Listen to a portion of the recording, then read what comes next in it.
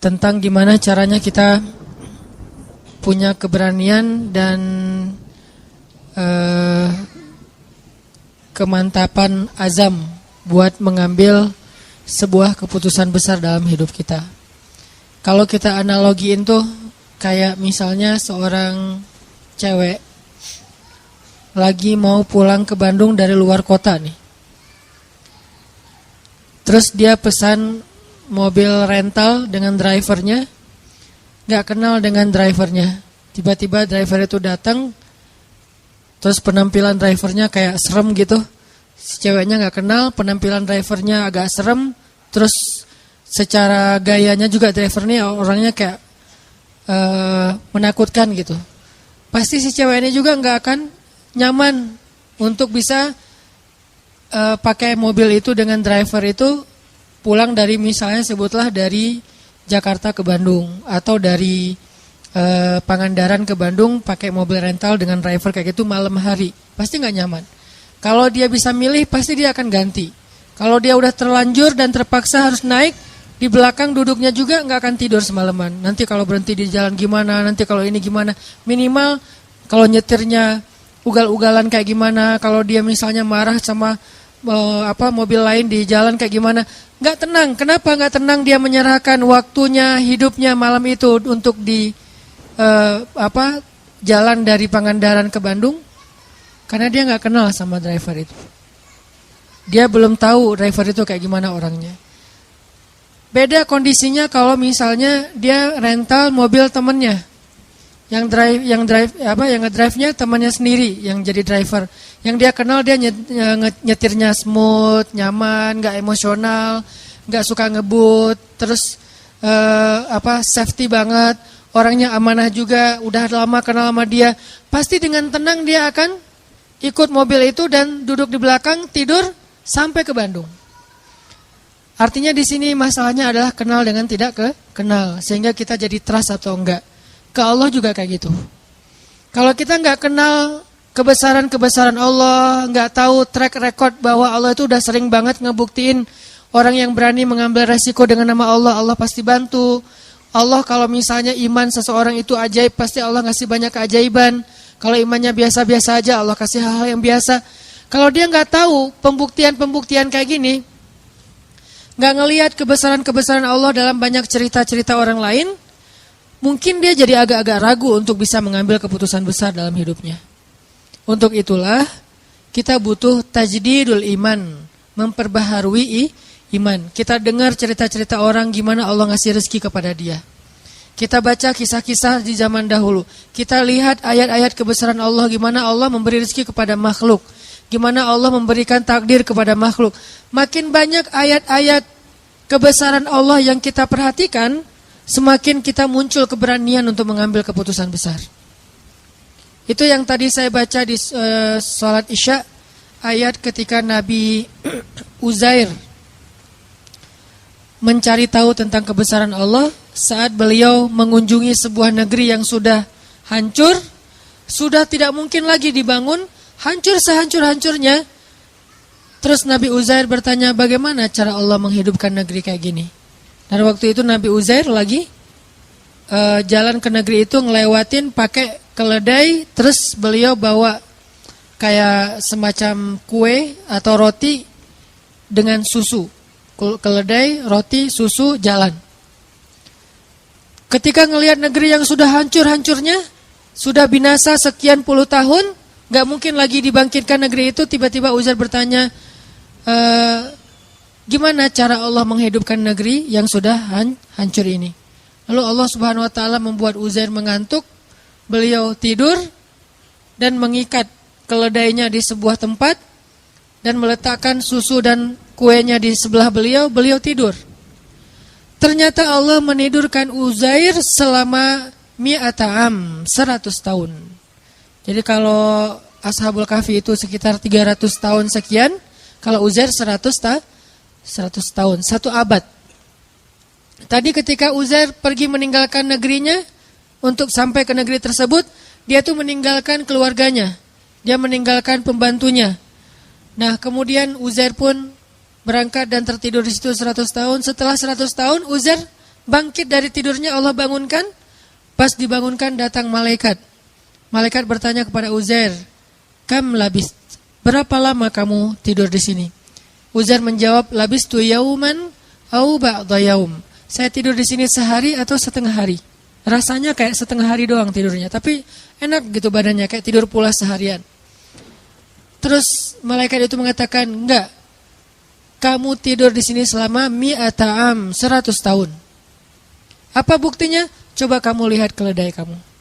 Keledainya sudah menjadi tulang belulang, sudah tidak ada lagi daging, kulit, benar-benar udah jadi tulang. Seperti bangkai tulang hewan yang ada di tengah padang pasir. Udah habis 100 tahun. Tapi coba kamu lihat makanan kamu masih seperti baru ditinggalkan tadi dan masih hangat. Jadi kayak roti gitu, baru ditaruh, itu kayak baru naruh beberapa menit yang lalu, masih hangat, rotinya masih lembut, belum kering sama sekali. Jadi Allah kasih dua kondisi yang berbeda dengan waktu yang sama. Yang satu 100 tahun sudah jadi tulang belulang, yang satu yang harusnya nggak usah tunggu 100 tahun, sehari juga basi kan. Kalau keledai ditinggal beberapa hari mungkin masih bertahan nih, lemah, mungkin lama-lama mati dan nggak langsung jadi tulang. Tapi kalau roti sehari juga udah basi. Hari ketiga udah keluar jamur, lama-lama keluar ulat dan habis gak ada sisa. Tapi yang harusnya sehari basi masih hangat. Yang harusnya beberapa minggu baru menjadi tulang, malah sudah menjadi tulang belulang. Akhirnya malaikat ini kemudian menyebut nama Allah, tiba-tiba tulang belulang keledai itu disatukan lagi, dirangkaikan lagi, kemudian dagingnya membalut tulang, lalu kulitnya membalut daging. Tiba-tiba keledai itu kayak apa ya? Kayak rewind gitu ya, kayak balik lagi gitu. Tiba-tiba dia jadi hidup. Dan ini nggak pakai aplikasi loh. Benar-benar nyata gitu. Bukan pakai aplikasi editan atau apa, tiba-tiba jadi hidup lagi dan keledai itu persis seperti ketika tadi Uzair tinggalkan saat sebelum beliau tidur. Disinilah Uzair mengatakan a'lamu annallaha ala kulli syai'in qadir. Sekarang saya mengerti Allah itu emang maha kuasa atas apapun juga, bisa apa aja, nggak ada yang nggak bisa. Nah, tajrid iman. Kalau cara Nabi Uzair mentajrid iman dengan hal-hal yang kayak gini, karena beliau imannya ajaib, makanya dikasihlah mujizat-mujizat yang di atas nalar kita.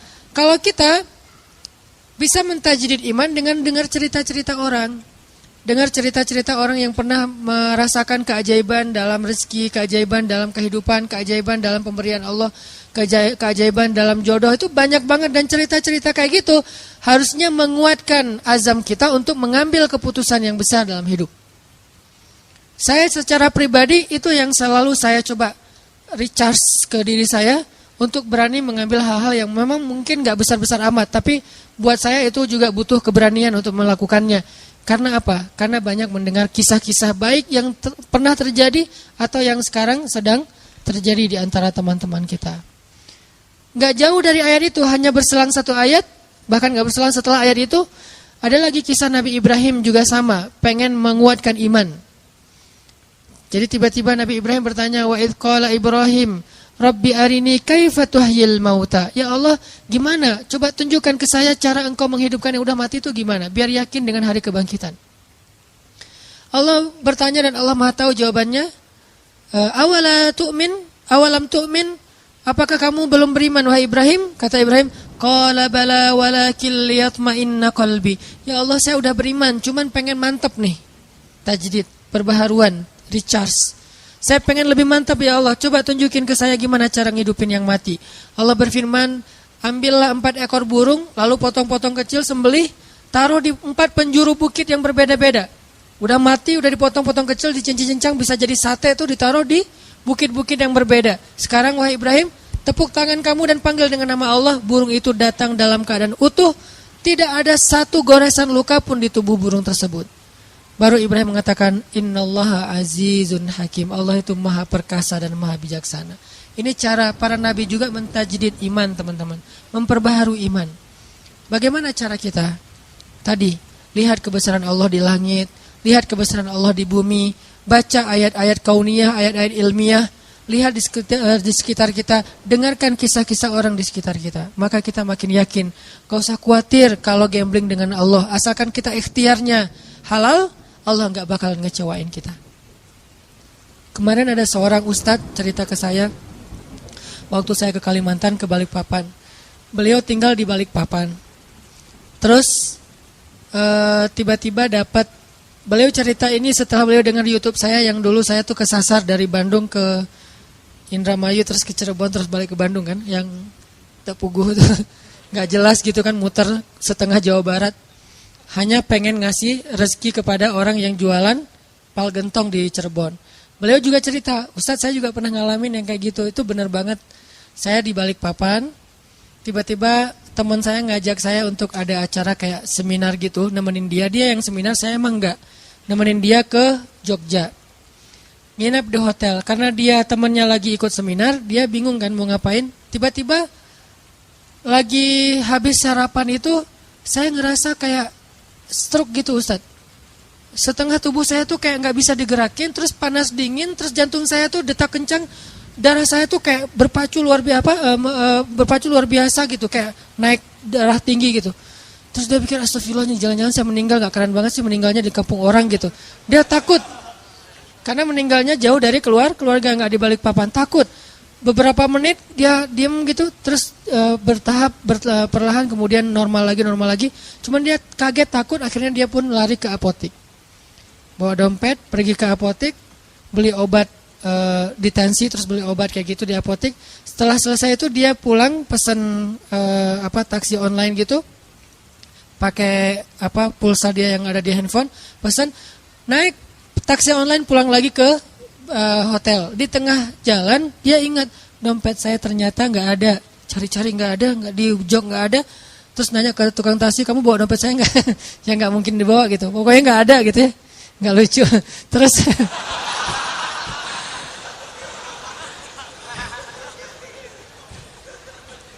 ternyata komennya yang lucu. Terus dia nyari-nyari nggak nemu, dia bilang, Pak boleh nggak saya balik lagi ke sana? Sampai di hotel dia order lagi, balik lagi ke apotik. Sampai di apotik ternyata kata apotekernya, ada Pak tadi saya nemu dompet Bapak, cuman dibawa sama security. Saya kasih ke security, dibawa.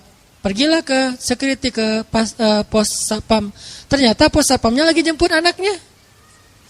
Nunggulah dia beberapa jam sambil satpamnya jemput anaknya, ditelepon karena udah ganti seat. Terus telepon, satpamnya datang.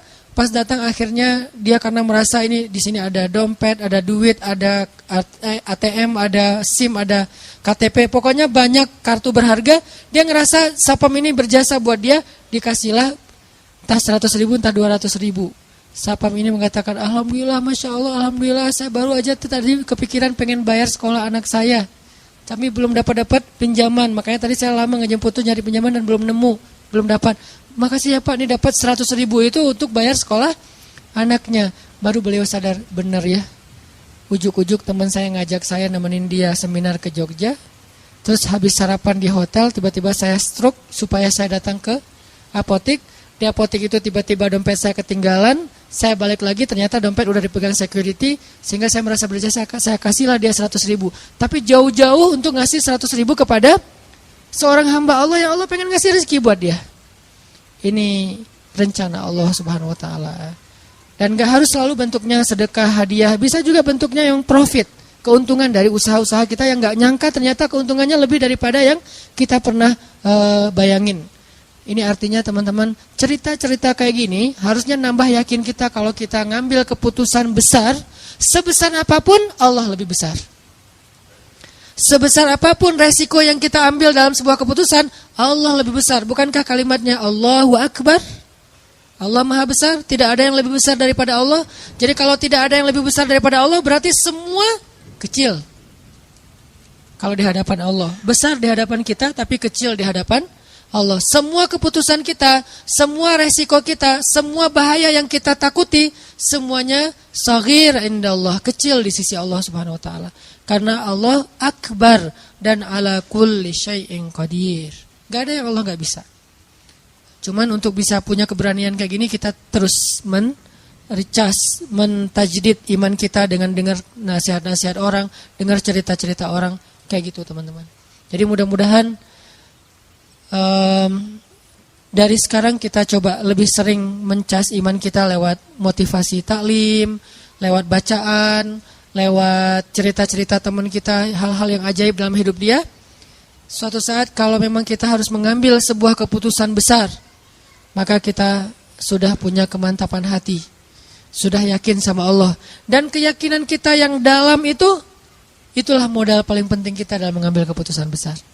Bukan misalnya nih, mau ninggalin kerjaan, udah nabung dulu sekian ratus juta, biar nanti kalau lagi oleng masih ada simpanan uang. Bukan itu modal yang nomor satu, walaupun itu penting.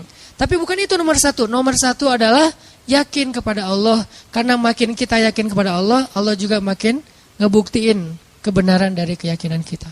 Kalau kita ragu-ragu dikit, Allah ngebuktinya juga sesuai dengan zon prasangka kita kepada Allah. Kalau buat saya pribadi, saya terus ngelatih yang kayak gini-gini. Pokoknya kalau sama Allah mah gak usah khawatir lah. Yang penting ikhtiar. Dan ikhtiar itu bagian dari tawakal. Ikhtiar itu bukan berbeda ya, bukan ikhtiar dan tawakal. Ikhtiar itu bagian dari tawakal. Karena kalau orang yang tidak tawakal pasti ikhtiarnya melenceng. Kalau dia ikhtiarnya gak melenceng, masih fisabilillah, masih sesuai dengan syariat, koridor, on the track, berarti dia masih tawakal sama Allah, masih berserah. Begitu ikhtiarnya udah keluar dari tracknya Allah, berarti dia udah gak yakin dan gak berserah lagi kepada Allah. Jadi ikhtiar, doa, bagian dari tawakal. Ikhtiar, doa, pasrah, itu bagian dari tawakal. Jadi bukan tawakal dan ikhtiar, bukan. Ikhtiar bagian dari tawakal. Insya Allah ini bisa menjadi motivasi buat kita dalam mengambil keputusan-keputusan hidup kita. Walaupun mungkin awalnya emang agak berat, awalnya mungkin agak menyedihkan, awalnya mungkin agak sedikit terbeban. Tapi beban itu sedikit demi sedikit akan Allah ringankan. Dan setelah kita sampai kepada janji Allah untuk menolong kita, malah nanti kita akan mengatakan bersyukur dulu saya berani mengambil keputusan itu. Tapi iman kita harus stabil ya. Jangan 2 hari, seminggu, sebulan kemudian kita mulai suudzon sama Allah. Yang tadinya Allah udah mau nolong kita gak jadi. Gara-gara apa? Udah pundung. Allah udah nurunin nih keajaiban dalam hidup kita. Pelan-pelan turun ke bumi. Dan itu juga butuh waktu gitu ya. Kenapa butuh waktu kok gak segera? Karena Allah pengen ngelihat kesabaran kita, pengen ngelihat ketahanan iman kita. Pas sudah mau sampai, kita pundung. Naik lagi tuh bantuan kepada Allah. Ya Allah, dia udah pundung gak jadi. Di cancel kan sama kita. Nah terus saja, jangan ada batasnya. Yakin sama Allah mah gak ada batas. Kalau sabar kepada manusia ada batasnya. Tapi sabar kepada Allah gak ada batasnya. Sabar kepada manusia ada batasnya. Tapi sabar ke Allah gak ada batasnya. Maka mudah-mudahan kita terus husnuzon sama Allah, terus yakin sama Allah dan ngambil keputusan-keputusan hidup kita. Masing-masing punya hajat, punya masalah, dan Allah akan menolong kita. La'allahu khair, la tahzan, innallaha ma'ana. Jangan ngerasa sendiri, jangan berputus asa, jangan khawatir, jangan sedih. Allah bersama kita.